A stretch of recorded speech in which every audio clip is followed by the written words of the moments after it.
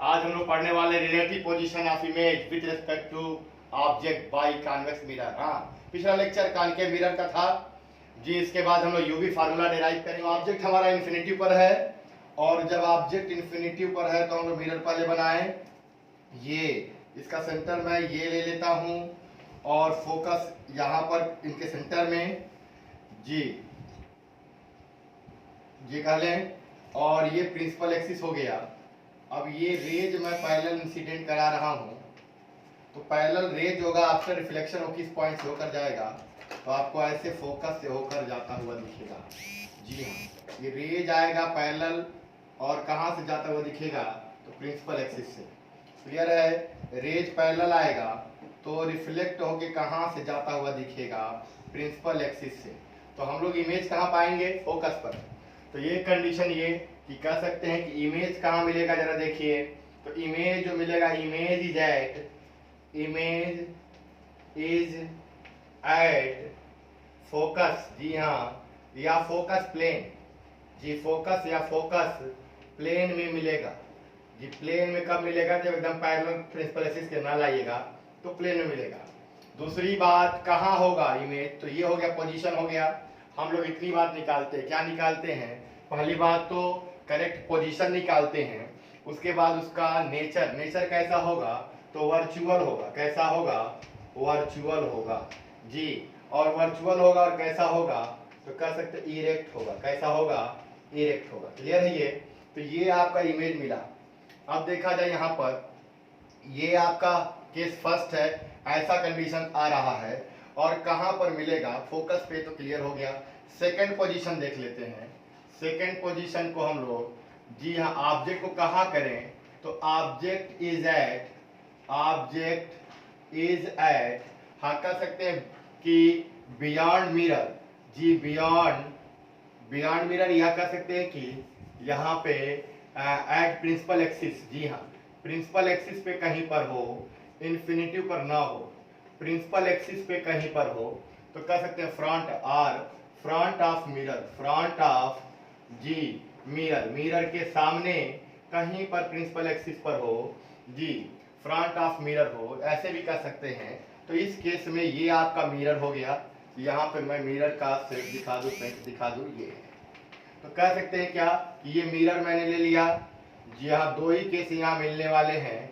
ये आपका मिरर है, ये प्रिंसिपल एक्सिस है, और प्रिंसिपल एक्सिस ये सेंटर हो गया, ये फोकस हो गया। यहाँ कहीं ऑब्जेक्ट है, तो हमें पता है स्टैंडर्ड रेज या तो पैरेलल डाल दें, या पोल पर डाल दें, या तो फिर सेंटर से डालें। जी हाँ, या फोकस पे डाल दें। तो हम लोग कह सकते हैं क्या कि यहाँ से पैरेलल डाल देते, सबसे इजी रहेगा। और इजी वाला कहाँ से, फोकस पैरेलल वाला कहाँ से जाएगा, सबको पता है। तो हम कह सकते हैं क्या कि वो फोकस से होकर जाता हुआ दिखाई देगा। ऐसा कुछ होगा कि नहीं होगा। दूसरी बात, पोल से अगर डालते हैं, पोल पे डालते हैं, तो आपको पता है incident angle equal angle of reflection होगा। जी हाँ, पोल पे डालते हैं तो ऐसा कुछ होगा, ये एंगल बराबर होगा, और पीछे बढ़ाने पे कट करेगा। तो कट करेगा तो इमेज जो बना, वो इमेज हमारा यहाँ बना। तो ये इमेज है ए डैश बी डैश, और ये क्या है, ऑब्जेक्ट है ए बी। तो हम लोग कह सकते हैं यहाँ पर क्या केसेस मिलने वाले हैं। पहला पोजीशन देखा जाए तो हमें पोजीशन पता होना चाहिए। तो इमेज इज एट कह सकते हैं क्या, हाँ बियॉन्ड फोकस, या कह सकते हैं कि बिटवीन फोकस एंड पोल, ये कह सकते हैं। दूसरी बात, नेचर कैसा होगा, तो वर्चुअल होगा। कैसा होगा, वर्चुअल होगा। और तीसरी बात, छोटा होगा कि बड़ा होगा, तो कह सकते सीधा तो होगा ही होगा, इरेक्ट होगा और डिमिनिश्ड होगा। जी हाँ, डिमिनिश्ड होगा, छोटा होगा। तो दो ही पोजीशन देखा जाए कि या तो आप इमेज को फोकस पर बना सकते हो, या तो फोकस और पोल के बीच बना सकते हो। दोनों केस में यहाँ पर अगर ऑब्जेक्ट रियल है तो इमेज वर्चुअल होगा, और ऑब्जेक्ट वर्चुअल है तो इमेज रियल होगा। जी हाँ, उल्टा जस्ट बनता है। और इन्फिनिटी पर अगर ऑब्जेक्ट है तो फोकस पर हमारा बनेगा इमेज। और अगर कह सकते हैं क्या कि यहाँ पर अगर ऑब्जेक्ट को मैं कहीं प्रिंसिपल एक्सिस पर ले लूं फाइनाइट पोजीशन पर, तो फिर हमारा जो इमेज होगा पोल और फोकस के बीच में कहीं पर बनेगा, लेकिन दोनों केस में ही होगा। जी हाँ, इसके बाद हम लोग क्या देखने वाले हैं, तो ये दोनों केस समझ में आया। ये दोनों केस को मैं ऐसे भी कर ले रहा हूँ। जी हाँ, यहाँ पर दोनों केस को फिर समझा देते हैं, फिर यूवी फार्मूला और मैग्नीफिकेशन फार्मूला ले लेते हैं। ये ध्यान दीजिएगा, यहाँ पर ये दो केस आए, केस फर्स्ट और केस सेकेंड। ये केस फर्स्ट और केस सेकेंड देखा जाए, पहला था क्या, position of object, position of object, और उसके हिसाब से फिर क्या था, पोजीशन ऑफ इमेज, और फिर कह सकते हैं नेचर ऑफ इमेज। जी, नेचर ऑफ इमेज, ये आपका कंडीशन था। तो केस फर्स्ट में देखा जाए, केस फर्स्ट में अगर मैं देखूं तो ये आप देखो, ये हाँ, तो केस फर्स्ट देखा जाए, केस फर्स्ट क्या था, तो यहां पर कह सकते हैं कि ऑब्जेक्ट इज एट इंफिनिट्यूड। ऐसे केस में पोजीशन ऑफ इमेज क्या था, तो इमेज कहां पर था, तो आपको पता है कि फोकस पे था।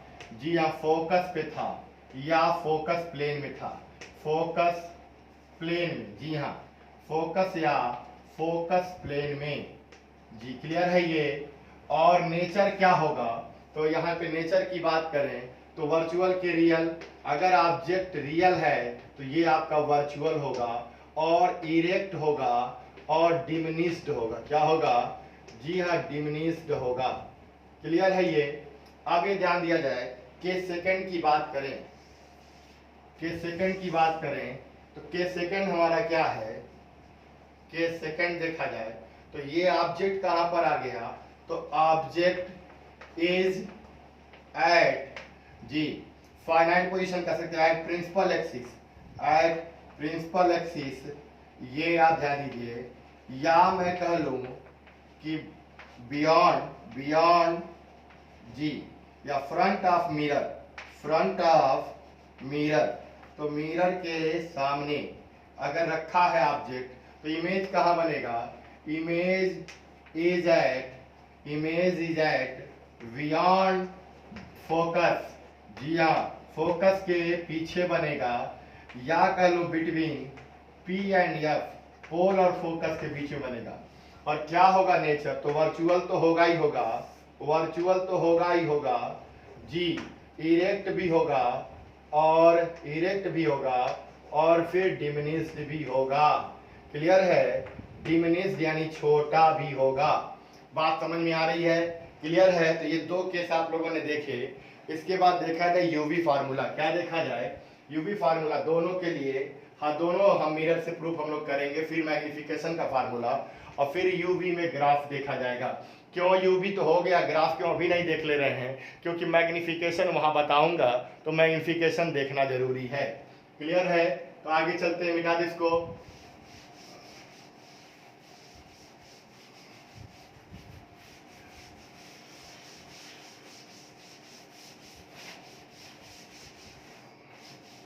हाँ, नेक्स्ट आते हैं क्या, तो यहां पे देखते हैं हम लोग हैं यूवी फार्मूला या मिरर फार्मूला।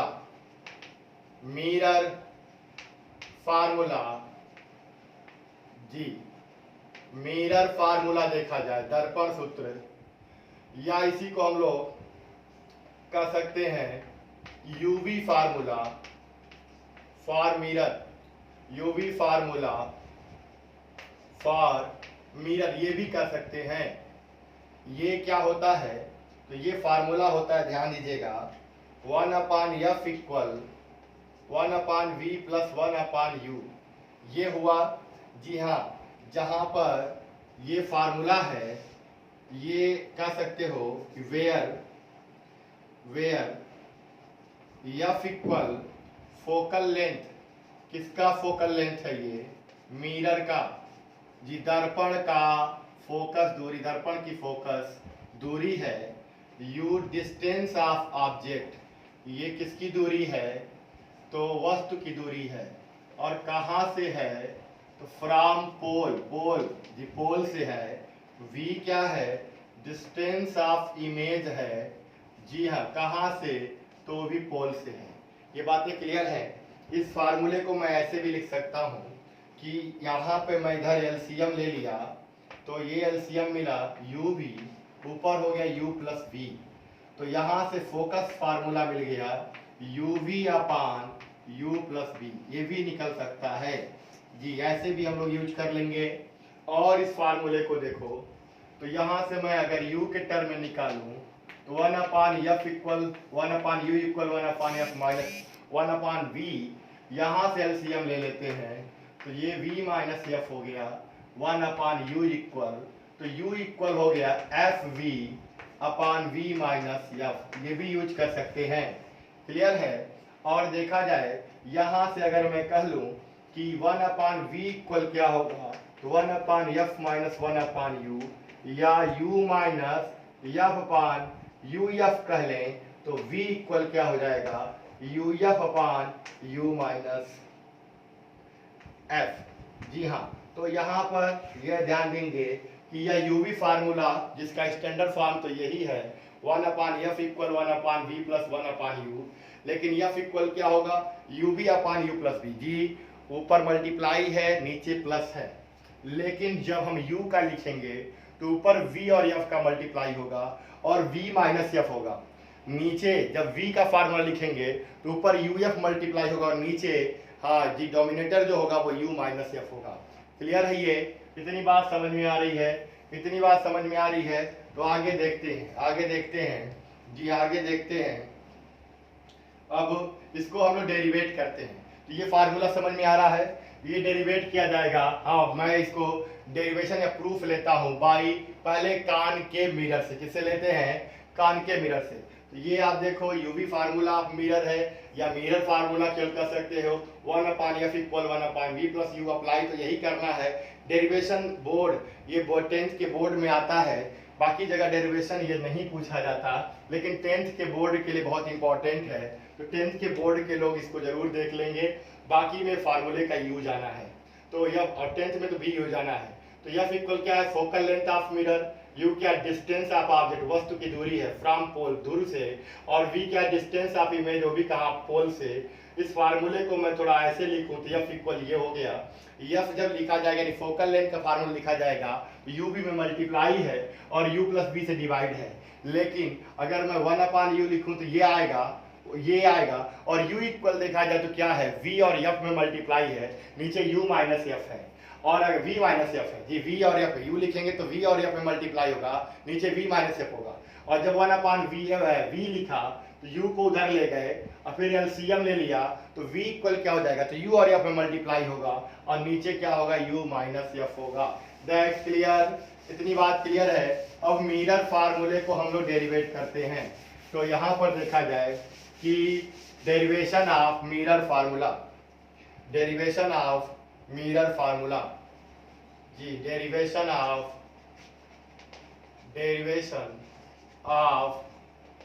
Mirror formula.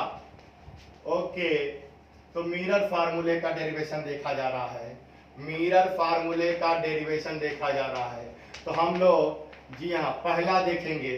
अब एग्जाम में जिससे बोले उससे करिएगा, दोनों करने की कोई जरूरत नहीं है, लेकिन हम दोनों बता रहे हैं। तो बाई यहाँ पे लिखता हूं मैं कॉन्वेक्स मिरर। जी हाँ, कॉन्वेक्स मिरर से डेरिवेट करेंगे। कॉन्वेक्स मिरर से फार्मूला दोनों के लिए एक ही आएगा, अप्लाई करते समय साइन कन्वेक्शन का दिमाग में रखेंगे। तो यहाँ पर कॉन्वेक्स नहीं, पहले कॉनकेव देख लें, इजी रहेगा थोड़ा सा।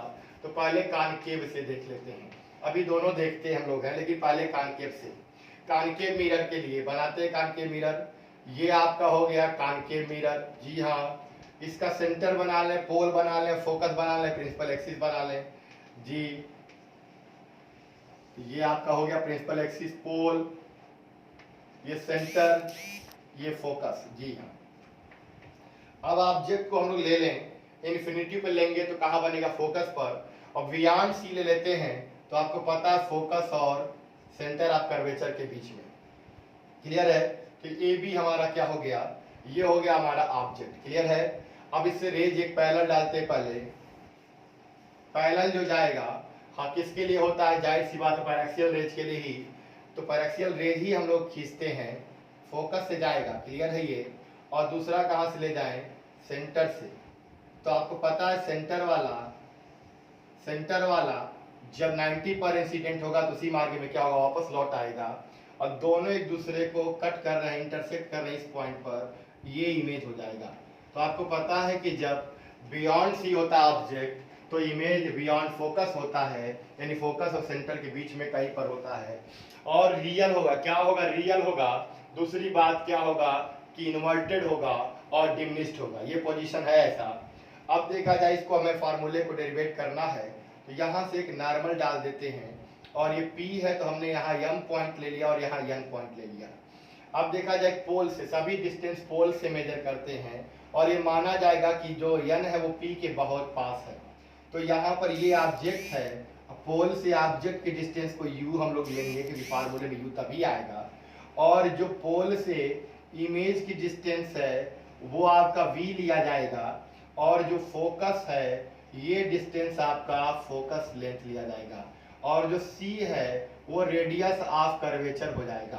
तो सभी डिस्टेंस कहाँ से मेजर किए गए हैं, सभी डिस्टेंस कहाँ से मेजर किए गए, पोल से। और आपको पता होना चाहिए कि जो ये साइन कन्वेंशन दिमाग में रखा जाता है, कोऑर्डिनेट रखा जाता है, वो ये रखा जाता है कि सभी डिस्टेंस कहाँ से मेजर करते हैं, पोल से। कहाँ से, पोल से। अब पोल से मेजर करते हैं, रेज की दिशा में, यानी इधर मेजर करेंगे तो पॉजिटिव होगा। पोल से मेजर करना है, जिधर से रेज आ रही है उसी दिशा में गए तो पॉजिटिव, और उसके अपोजिट गए तो क्या हो जाएगा, निगेटिव। ये बात दिमाग में रखेंगे। तो P से इधर मेजर करेंगे, हर दूरी क्या हो जाएगी, निगेटिव। प्रिंसिपल एक्सिस के ऊपर भी पॉजिटिव रखते हैं और नीचे तब क्या रखते हैं, निगेटिव। जी हाँ, ये दिमाग में रखेंगे। ये स्टैंडर्ड इसलिए रखा गया ताकि इमेज का नेचर सही तरीके से क्लियर हो जाए। तो हर दूरी कहाँ से मापेंगे, पोल से। कहाँ से मेजर करेंगे, पोल से। और रेज की दिशा में, इधर मेजर करें पॉजिटिव, लेकिन रेज आने की दिशा के अपोजिट मेजर कर रहे हैं तो निगेटिव। ऊपर अगर है तो पॉजिटिव, नीचे है तो क्या हो जाएगा, निगेटिव। क्लियर है। इसीलिए इसका फोकल लेंथ क्या आता है, निगेटिव आ जाता है। तो क्या आप देखो, इधर आएगा, रेज ऐसे पड़नी इधर आएगा तो इसकी फोकल दूरी हमेशा क्या होगी, निगेटिव होगी। क्लियर है। किसकी, कॉनकेव मिरर की। और तब तक ऐसी होगी जब तक कि इसके बाहर का मीडियम का रिफ्रैक्टिव इंडेक्स इसके रिफ्रैक्टिव इंडेक्स से क्या होना हो, जी हाँ, जब तक बाहर वाला कम रहेगा तब तक ऐसा होगा। किसी विशेष कंडीशन में बाहर का रिफ्रैक्टिव इंडेक्स अगर इससे ज्यादा हो गया तब फिर ये डाइवर्जिंग, तब ये आपका क्या हो जाएगा, डाइवर्जिंग मिरर की तरह बिहेव करेगा। और तब फिर वहां पर फोकस पे ना जाके डाइवर्ज हो जाएगी। आइए तब इधर देखते हैं, इधर देखते कैसे फार्मूला डेरिवेट होगा। तो हमारे पास ये पॉइंट सी है। हाँ, हमें यहाँ देखें ये पॉइंट सी है, हमें एक ट्रायंगल ये मिल रहा है ए बी सी, और ए डैश बी डैश, जी बी डैश वहां पे है, तो A dash B dash C. ये देखा जाए तो यहाँ से कुछ रिलेशन मिलेंगे। तो इन ट्रायंगल देखा जाए, इन triangle A B C and triangle A B, A dash B dash C, इन दोनों को देखें तो ये ऐसे है। देखिए ये ऐसे है, ये आपका क्या है, ए बी है, और ये आपका ए डैश बी डैश है, और ये सी है। तो ये देखो, ये वाला एंगल आपका इक्वल हो गया, ये 90 है, ये भी 90 हो गया, और ये वाला इसके इक्वल है। तीनों कोण बराबर हैं, जी हाँ। तो दोनों त्रिभुज क्या हो गए, समरूप हो गए। तो आप कह सकते हैं A B upon A dash B dash, दोनों के अलग, तो दोनों का आधार ले लेते हैं। ए सी अपान क्या हो जाएगा, ए डैश सी। क्लियर है ये। तो ये आपका मिला क्या, A B upon A dash B dash equal A C upon A dash C. ये आया, ये इक्वेशन में कर ले रहा हूँ फर्स्ट, ये इक्वेशन में कर ले रहा हूँ, जी हाँ, फर्स्ट इक्वेशन है ये। अब आगे आ जाइए, चाक व्हाइट ले लेते हैं। तो यहाँ पर ये फर्स्ट इक्वेशन हो गया। सेकंड में ले लेता हूँ इस ट्रायंगल में, देखें ए डैश बी डैश एफ, हाँ, और एम एन एफ। तो कह सकते हैं क्या कि यहाँ पर ध्यान दीजिए, इन triangle A dash B dash F and M N F, इन दोनों ट्रायंगल को देखिए। तो ये आप ध्यान दीजिए, ये आपका ये ऐसे हुआ, ये कह लेते हैं जी, ऐसा कुछ है। तो ये ए डैश बी डैश एफ है और ये आपका एन है और ये एम है। तो यहाँ भी देखो ये एंगल इक्वल हो गया, ये 90 है और तब ये एंगल अपने आप इक्वल हो गया। ये भी त्रिभुज समरूप है। तो हम लोग कह सकते हैं एम एन अपान दोनों त्रिभुज का नॉर्मल है, ये लंब है और दोनों त्रिभुज का आधार एन एफ अपान क्या हो गया जी ए डैश एफ। क्लियर है ये। दूसरी बात देखा जाए कि जो एन एफ है वो लगभग लगभग पी एफ के बराबर होगा क्योंकि एन बहुत बहुत पास होगा। तो यहाँ से पहले देखें कि एम एन जो होगा इक्वल होगा किसके, तो एम एन इक्वल होगा किसके, ए बी के। तो यहाँ पर हम लोग ए बी कर सकते हैं। क्लियर है। ए बी यानी कर सकते हाइट ऑफ इमेज। क्लियर है ये। और जो एन एफ है, जो एन एफ है वो देखो तो एन एफ अप्रॉक्स, जी हाँ एन एफ ये दूरी पी एफ के बराबर होगी क्योंकि यहाँ पे पी एन लगभग बहुत पास में है जी। तो क्योंकि दूरी हमें पी से मेजर कर इसलिए पी एफ ले लिया। तो हम लोग कह सकते हैं कि एम एन की जगह ए बी हो गया, ए डैश बी डैश और इधर देखो तो पी एफ अपान क्या हो गया ए डैश एफ। ये इक्वेशन नंबर सेकंड।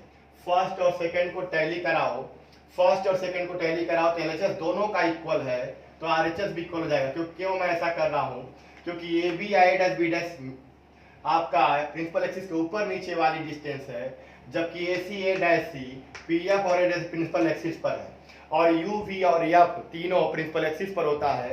इसलिए दोनों के एलएचएस को हम लोग क्या करें, कंपेयर करके आरएचएस को ले लेते हैं। तो कह सकते हैं क्या, यहाँ पे ध्यान दीजिएगा कि यहाँ पे ए C upon A dash C equal हो गया P F upon A dash F. Okay, अब हमें कुछ दूरी हमें पता है उसको रख लेते हैं साइन के साथ। तो जो ए सी है वो तो यही है, ये नहीं पता है, जो ए सी है वो हमें नहीं पता है। जी हाँ, जो ए सी है वो हमें नहीं पता है। तो हमें क्या पता है, पी ए। पी ए कितना है, यू। तो हम कह सकते हैं A C equal P A minus P C. जी हाँ, ए सी इक्वल कह सकते हैं क्या, A C equal P A minus P C. Okay, और पी ए की वैल्यू जो है वो कितनी हो गई, तो कह सकते हैं क्या पी ए की वैल्यू हो गई, तो यहाँ पर पी ए की वैल्यू जी पी ए की वैल्यू u और पी सी की वैल्यू क्या हो गई r। जी पी सी आपका सेंटर ऑफ कर्वेचर है तो ये दूरी कोल से रेडियस ऑफ कर्वेचर होगी और चूंकि ये दूरी लेफ्ट साइड में है, रेज की अपोजिट मापी जा रही है इसलिए बाहर माइनस लगा दिया। क्लियर है। तो यहाँ पर a डैश सी क्या होगा, a डैश सी हमको नहीं पता लेकिन यह लिख सकते हैं P C minus P A dash. जी हाँ, पी ए डैश भी पता और पी सी भी पता है तो P C minus P A dash. Okay, clear है ये। और पी सी कितना है तो हम लिख सकते हैं आर और पी ए डैश कितना है तो लिख सकते हैं इमेज की दूरी यानी वी। जी हाँ वी, तो वी आ गया और ये भी आपका रेज के अपोजिट इसलिए क्या हो गया, माइनस हो गया। ऐसे देखा जाए पी एफ क्या होगा, पी एफ क्या होगा तो पी एफ यानी कि फोकल पॉइंट की दूरी, तो आपका फोकस दूरी के बराबर हुआ, रेज के चलने के अपोजिट इसलिए भी माइनस हो गया। और कह सकते ए डैश एफ, ए डैश एफ कितना हुआ तो ए डैश हमको एफ नहीं पता लेकिन इसका P A dash minus P F. G P A dash minus P F है और पी ए डैश कितना होगा तो आपको पता है इमेज की डिस्टेंस वी है और पी एफ हमारी फोकस दूरी है, रेज के अपोजिट इसलिए भी क्या हो गया, माइनस हो गया।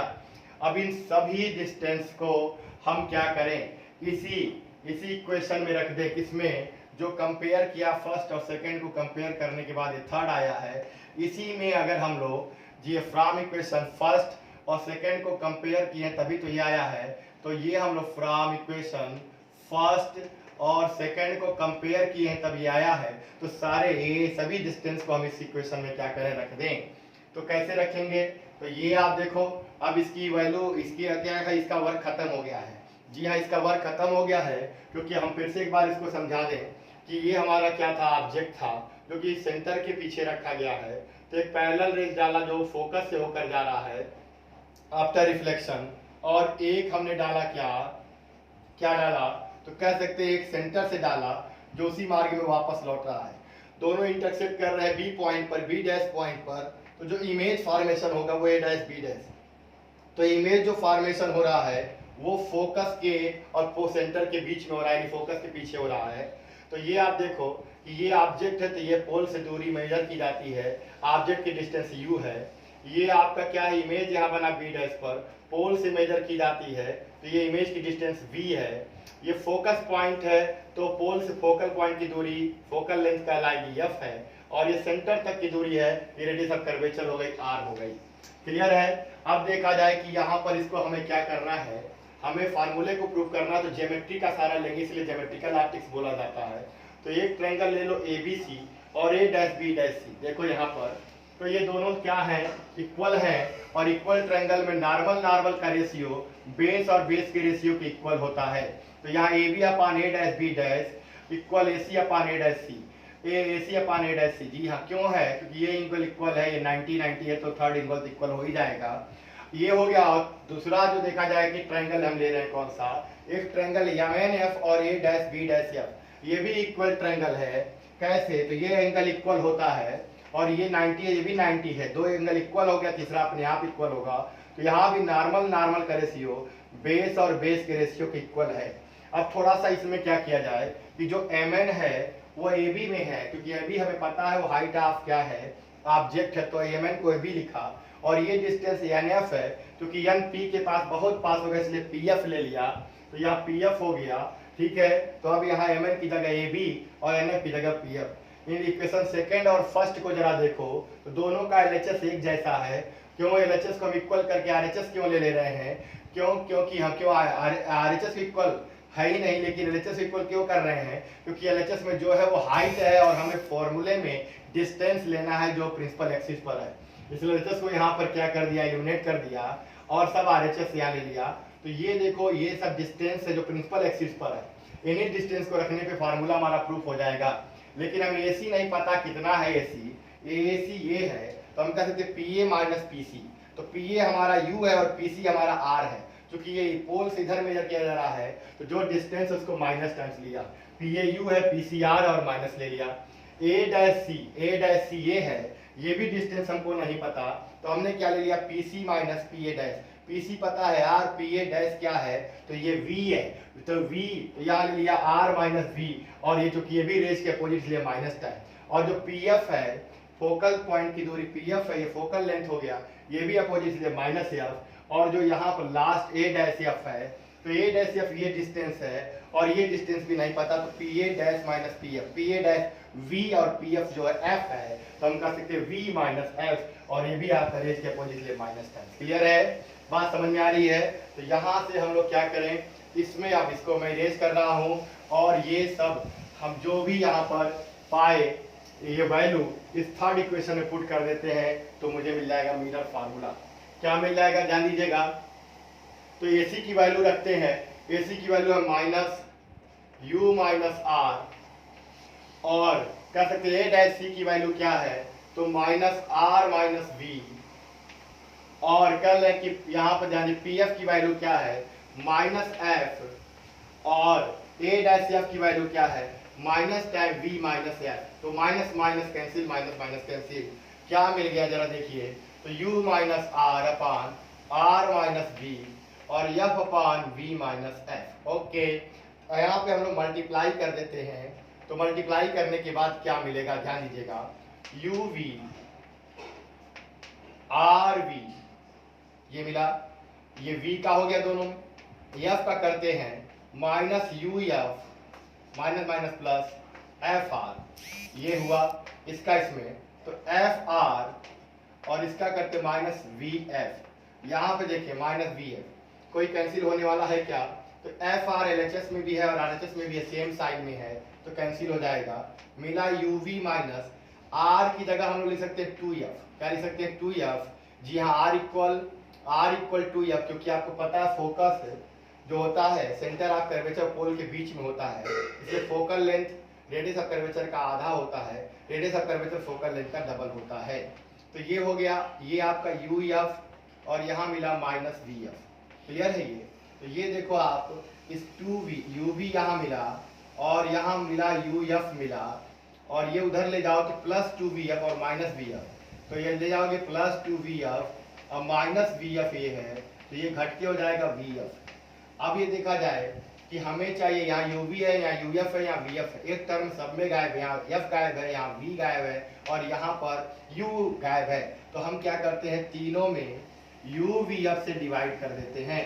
तो U F upon you V F equal क्या हो गया, V F upon you V F. अब देखो तो यहाँ पर हमें क्या मिलने वाला, यू से यू कैंसिल, वी से वी कैंसिल, यहाँ भी देखो यू से यू कैंसिल, एफ से एफ कैंसिल, यहाँ वी से वी कैंसिल, एफ से एफ कैंसिल। तो मुझे मिला क्या, ध्यान दीजिएगा, मिला क्या, ये देखिए तो मिल गया यहाँ पे 1/f, क्या मिला 1/f, यहाँ क्या मिल गया 1/v और इधर क्या मिला 1/u। इसको ट्रांसफर कर लेते हैं तो 1/f इक्वल हो गया 1/v प्लस 1/u। ये हो गया मिरर फार्मूला। तो ये हम लोग डेरिवेट कर लिए किससे कर लिए, तो कॉनकेव मिरर से। क्या इसको हम लोग कॉन्वेक्स मिरर से भी कर सकते हैं, जी हाँ एकदम कर सकते हैं। उसको अभी किया जा रहा है, तुरंत कर रहे हैं, जी हाँ। तो इस तरह से हम लोग मिरर फार्मूले को डेरिवेट कर लेंगे। मिरर फार्मूले का डेरिवेशन 10th के बोर्ड में बहुत इंपॉर्टेंट है, जी हाँ बहुत ज़्यादा इंपॉर्टेंट है। हाँ 12th के बोर्ड में नहीं आता, 12th के बोर्ड में ये आपका यूज आता है और कंपटीशन में भी इसका यूज आता है, जी हाँ कंपटीशन में भी इसका यूज आता है, बहुत ज़्यादा यूज आता है। तो हम लोग देख लिए, क्लियर है ये। आगे बढ़ते हैं, कहीं कोई दिक्कत हो तो जरूर कमेंट कर दीजिए। ओके मैं आगे बढ़ता हूँ। अब डेरिवेशन ऑफ मिरर फार्मूला देखा जाए, लेकिन अब किससे देखा जाए, अब देखते हैं हम लोग हैं जी कॉन्वेक्स मिरर से, जी हाँ कॉन्वेक्स मिरर से। किससे देखते हैं, कॉन्वेक्स मिरर से। तो सेकंड देखा जाए बाई कॉन्वेक्स मिरर। तो कॉन्वेक्स मिरर से देखें, क्लियर है, convex mirror upon you. But अब कॉन्वेक्स मिरर से कोई दिक्कत नहीं है, कॉन्वेक्स मिरर से भी प्रूव करने में। जी हाँ कॉन्वेक्स मिरर बनाइए और आपको पता है कॉन्वेक्स मिरर कैसे बनेगा, तो आपको इस साइड में पेंट करना पड़ेगा, क्लियर है ये। और ये आपका सेंटर है और ये आपका पोल है, बीच में फोकस है। प्रिंसिपल एक्सिस पे हम कहीं भी ऑब्जेक्ट को ले लें कोई दिक्कत नहीं, इमेज तो हमारा पोल और फोकस के बीच बनना है। दो रेज, स्टैंडर्ड रेज में दो रेज लिया गया था, उस पिछले वाले में यहाँ भी वही लेंगे। एक पैरेलल जा रहा तो पैरेलल वाला कहाँ से जाएगा, पैरेलल वाला आफ्टर रिफ्लेक्शन कहाँ से जाएगा भाई बता दो, फोकस से होकर जाता हुआ दिखेगा, क्लियर है ये, जी हाँ ये हो गया। दूसरा कौन सा डाला गया था बताओ जरा, तो ये डॉट डॉट है, हाँ यहाँ से जाता हुआ दिख रहा है। दूसरा कहाँ से डाला गया था, सेंटर से। तो सेंटर से अगर डाला गया था तो आपको पता है जब सेंटर से डालेंगे, सेंटर से अगर हम रेज को डालते हैं, जी हाँ तो सेंटर से अगर जाएगा तो आपको पता है कि उसी मार्ग में वापस लौट जाएगा। तो दोनों यहीं कहीं कट कर रहे हैं, तो ये आपका इमेज हो गया ए डैश बी डैश, ये आपका फोकस है, क्लियर है। और यहाँ से हम एक नॉर्मल डाल देते हैं, तो ये नॉर्मल है एन और ये एम। आपको पता है कि एन बहुत बहुत पास होगा किसके, किसके पास होगा, तो पी के पास होगा, जी हाँ पी के पास होगा। एन किसके पास होगा, पी के पास। अब वहां पर दो ट्रायंगल लिया गया था, क्या लिया गया था, देखो अब ये लेते हैं ए बी सी और ए डैश बी डैश सी, जी हाँ एक ही लाइन में है, मैं यहाँ समझाता हूँ। इन triangle A B C and triangle A dash B dash C, वो कैसा है, तो आप ये देखो एक बड़ा सा ट्रायंगल है, ये सी पॉइंट है और ये आपका ऐसा है, थोड़ा मैं जूम करके बना दे रहा हूँ, जी हाँ ए बी सी और यहाँ कहीं पर आपका क्या है ए डैश बी डैश है, ऐसा है। तो देखो ये 90 है, ये भी 90, दोनों का एक कॉमन है, तो अपने आप एंगल बराबर हो गया, ये ट्रायंगल समरूप हो गए, जी इक्वल ट्रायंगल हो गया। इक्वल ट्रायंगल में इसके नॉर्मल और इसके नॉर्मल का रेशियो जैसा पिछले किया गया था, इसका बेस AC और इसका बेस क्या हो गया A डैश C, इक्वल है कि नहीं, इक्वेशन नंबर फर्स्ट, क्लियर है। ऐसे देखा जाए नेक्स्ट कौन सा देखा गया था, इन ट्रायंगल कौन कौन सा देखा गया, तो MNF, जी हाँ MNF देखा गया था, और कौन सा A dash B dash F, MNF, और ये देखो ये है आपका F है और ये N है और M है और ये आपका A डैश B डैश है, ऐसा ही तो है। तो ये भी तो देखो कॉमन है, ये 90 है, ये भी 90 है, कॉमन है, ये वाला इक्वल हो जाएगा इसके। तो ये भी क्या है आपका, तो कह सकते हैं ये भी इक्वल ट्रायंगल है। तो इन triangle M N F G same data मैंने लिया इसलिए सेम आ जा रहा है, बस पोजीशन अलग अलग है। ए डैश बी डैश एफ समरूप है, तो यहाँ पर भी कर सकते हैं एम एन अपॉन ए डैश बी डैश, इसका बेस क्या हो जाएगा एन एफ और छोटे वाले का बेस ए डैश एफ। इक्वेशन नंबर 2, दोनों इक्वेशन को देखिए, दोनों इक्वेशन को अगर देखिए दोनों का LHS एक जैसा होगा कब, जब एम एन देखो तो ये जो एम एन है वो किसके इक्वल हो जाएगा ए बी के, किसके इक्वल हो जाएगा ए बी के। तो एम एन इक्वल कर सकते हैं क्या, क्योंकि एम एन इक्वल है अप्रॉक्स ए बी के और एन बहुत पास है पी के, तो एन एफ इक्वल ले सकते हैं क्या हम लोग पी एफ। ये बातें रखने के बाद देखिए क्या आ जाएगा, तो A B upon A dash B dash और एन एफ की जगह P F upon A dash F. Equation number 2। अब ये दोनों इक्वेशन का LHS एक जैसा है और दोनों ये हाइट के टर्म में है, इसलिए इल्यूमिनेट कर देते हैं। इल्यूमिनेट करने के बाद क्या मिलने वाला है, from equation first and second देखिए क्या मिलने वाला है। तो यहाँ पर कह ले क्या, P F upon A dash F equal A C upon A dash C. Equation number 3। अब इस थर्ड में सभी वैल्यू रख देंगे, क्या मिल जाएगा जी, हम मिरर फार्मूला अगेन मिल जाएगा, सेम मिलेगा। बस इस फार्मूले को यूज करते समय साइन कन्वेक्शन को दिमाग में रखेंगे कि रेज की दिशा में है तो पॉजिटिव, रेज के अपोजिट मेजर कर रहे हैं निगेटिव, और कहां से मेजर करेंगे तो पोल से। अब देखो पी एफ हमारा कितना होगा, तो पी एफ हम देखें कितना होगा, तो पी एफ इक्वल पी ये है एफ ये है, तो पी एफ जो होगा ये फोकल लेंथ, ये इमेज बना है तो ये डिस्टेंस ऑफ इमेज, ये आपका फोकल पॉइंट है तो फोकल लेंथ, ये सेंटर ऑफ कर्वेचर है तो रेडियस ऑफ कर्वेचर है डिस्टेंस, और ये आपका डिस्टेंस ऑफ इमेज है। जी हाँ, तो ये देखो पी एफ हमारा क्या है, तो फोकल लेंथ जो कि रेज की दिशा में इसलिए पॉजिटिव, और इस तरह से ए डैश एफ, ए डैश एफ क्या है, तो ए डैश एफ, तो ये हमारा ए डैश है और ये डैश एफ, ये दूरी नहीं पता, P F minus P A dash कर लेते हैं, ये दोनों पता है P F minus P A dash. जी हाँ, और पी एफ फोकल लेंथ है, जी हाँ, और पी ए डैश इमेज की डिस्टेंस है, पॉजिटिव लेंगे क्योंकि ये रेज की दिशा में है। और यहाँ देखो ए सी क्या है, तो ए सी भी ये है ए सी। अब देखो यहाँ से यहाँ तक नहीं पता लेकिन ए पी और पी सी पता है, तो लिख लेते हैं A P plus P C. अब ए पी देखो क्या है, तो ये u प्लस आर, क्या है u प्लस आर। जी क्लियर है ये, तो ये क्योंकि डिस्टेंस u है और ये डिस्टेंस क्या है r है, ये हो गया। अब आगे देखा जाए यहाँ पर क्या क्या देखें, तो कह सकते हैं नेक्स्ट कौन सा, ए डैश सी। ए डैश सी की बात कर रहे हैं तो ए डैश सी भी हम लोग को यहाँ नहीं पता, लेकिन पी सी और पी ए डैश पता है, तो P C minus P A dash, और पी सी कितना है सेंटर ऑफ कर्वेचर आर, और पी ए डैश कितना है इमेज की डिस्टेंस है। ये वैल्यू सब पुट कर देते इक्वेशन नंबर 3 में आ जाएगा फार्मूला। तो पी एफ की वैल्यू एफ हो गई और ए डैश एफ की वैल्यू एफ माइनस बी हो गई, हाँ, और यहाँ ए सी की वैल्यू u प्लस आर हो गई। अच्छा, कहीं साइन कन्वेक्शन गलत होगा तो फिर गलत आने लगेगा, और इसकी वैल्यू r माइनस बी हो गई। मल्टीप्लाई कर देते हैं तो F R minus B F, और यहाँ मल्टीप्लाई कर देते हैं तो एफ यू, और क्या हो जाएगा एफ यू फिर एफ आर, जी हाँ, और ये माइनस वी यू और ये माइनस वी आर। ओके जी हाँ, कुछ कैंसिल होने वाला होगा, जी एफ आर सेम साइन में है, कैंसिल हो गया। माइनस वी एफ मिला यहाँ पे, एफ यू मिला, क्लियर है, और ये आपका वी यू मिला और वी आर, तो वी आर की जगह हम लोग लिख सकते हैं 2f, क्योंकि आपको पता r इक्वल टू एफ। तो ये उधर ले आते हैं, ये यही है F U minus U V, और ये उधर जाएगा तो प्लस हो जाएगा, तो 2vf माइनस वी एफ, तो यहाँ क्या मिलेगा आपको vf। तो कह सकते हैं F U minus U V equal V F, ये मिला। यहाँ पर मिसिंग है क्या v, यहाँ पर f और यहाँ पर क्या u, तो हम लोग फिर वही काम करेंगे कि दोनों साइड में u v f से डिवाइड करेंगे, कर दिया u v f से डिवाइड करेंगे, और इधर भी कर दिया u v f से डिवाइड करेंगे। तो यहाँ पे v f से v f कैंसिल u बचा, या u v से u v कैंसिल f, और एफ यू से एफ यू कैंसिल, तो क्या बच जाएगा, कह सकते हैं केवल v। तो यहाँ पर आप ध्यान दीजिएगा, जो चीजें मिस हो रही हैं कैंसिल हो रही कैंसिल कर दीजिए, हाँ इधर देख लें, अब समझ में आ रहा है। ये जो बच रहा उसको लिखना है, मैं कहाँ लिखूँ जगह, तो एक बार मैं फिर से आपको समझा देता हूँ, फिर इस फिगर पे रेज करता हूँ।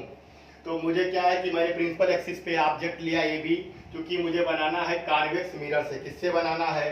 कॉन्वेक्स मिरर से बनाना है।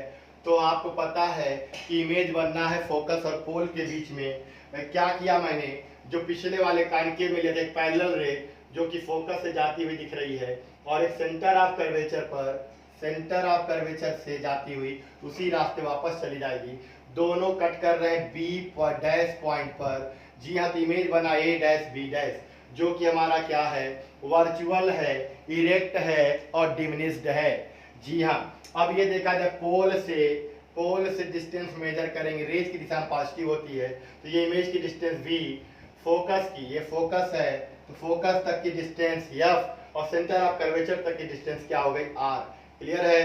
क्लियर है। और ये देखा जाए ये आपकी ऑब्जेक्ट की डिस्टेंस क्या हो गई u। बात समझ में आ रहा है?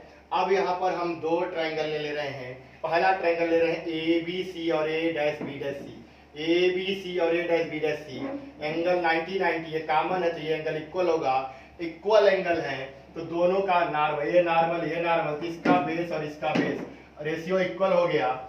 एक मैं ट्रायंगल ले रहा हूँ, कौन सा, एम एन एफ और A dash B dash F, ये कॉमन है और ये 90 90, तो ये इक्वल हो गया। तो ये नॉर्मल, इसका नॉर्मल रेशियो, इसका बेस और इसके बेस के रेशियो इक्वल होगा।